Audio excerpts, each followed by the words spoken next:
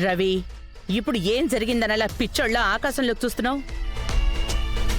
ఏమైంది అని అడుగుతున్నాను కదా. ఏ నే ఇక్కడ కూర్చోకూడదా? ఇంట్లోనే ఉండద్దంటే చెప్పండి. ఎందుకు రవి ఏదేదో మాట్లాడుతున్నావు? ఇది నీ ఇల్లే కదా. అమ్మా తల్లి, చాలు తల్లి చాలు. ఇది నా ఇల్లా? బుల్షిట్.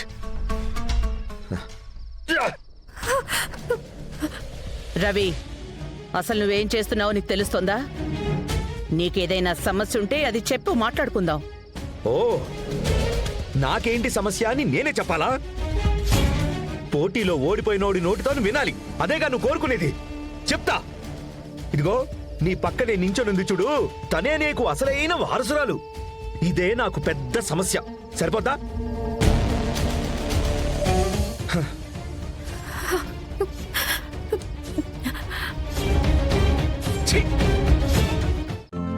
ఈ రోజే డౌన్లోడ్ చేయండి, మీ ఫేవరెట్ షోస్ చూడండి.